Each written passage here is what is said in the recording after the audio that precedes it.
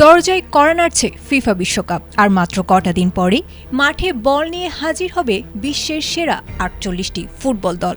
সেই সুবাদে অন্যান্য দেশের মতো আনন্দে গা ভাসাচ্ছিল ভারতের আর্জেন্টিনার সমর্থকরাও। মেসির মূর্তি পেয়ে সে আনন্দ হয়তো বেড়েছিল আরও কয়েক গুণ, কিন্তু মহাতারকাকে ফ্রেমে ধরে রাখার ক্ষমতাটা যেন বেশি দিন স্থায়িত্ব পায়নি তাদের ভাগ্যে। যে জাদুকরের বাঁ পায়ের ছোঁয়ায় থমকে যায় ফুটবল বিশ্ব, কলকাতার বুকে তারই এক বিশালাকার প্রতিচ্ছবি এবার সরিয়ে নেওয়া হলো ভক্তদের আড়ালে। হঠাৎ কেন সরিয়ে নেওয়া হলো মেসির সেই আলোচিত মূর্তি? কলকাতার লেক টাউনে স্থাপিত লিওনেল মেসির ৭০ ফুট উঁচু সেই বিখ্যাত ভাস্কর্যটি অবশেষে সরিয়ে নিয়েছে প্রশাসন।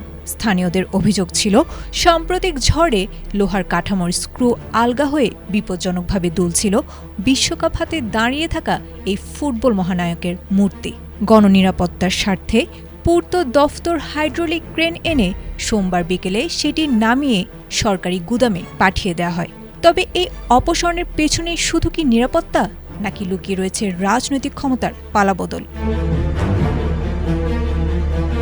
পশ্চিমবঙ্গের রাজনৈতিক পট পরিবর্তনের পর সাবেক মুখ্যমন্ত্রী মমতা ব্যানার্জির পৃষ্ঠপোষকতায় নির্মিত এই ভাস্কর্যটি নিয়ে নতুন বিজেপি সরকারের ক্রীড়ামন্ত্রী নীতিশ প্রমাণিক ক্ষোভ উগরে দিয়ে এটিকে দৃষ্টিকটু বলে আখ্যা দিয়েছিলেন। তার উপর এর পেছনের মূল উদ্যোক্তা সাবেক মন্ত্রী সুজিত বসুও বর্তমানে জেল হাজতে। ফলে এই অপসারণকে নেহাত দুর্ঘটনা বলতে নারাজ রাজনৈতিক বিশ্লেষকরা।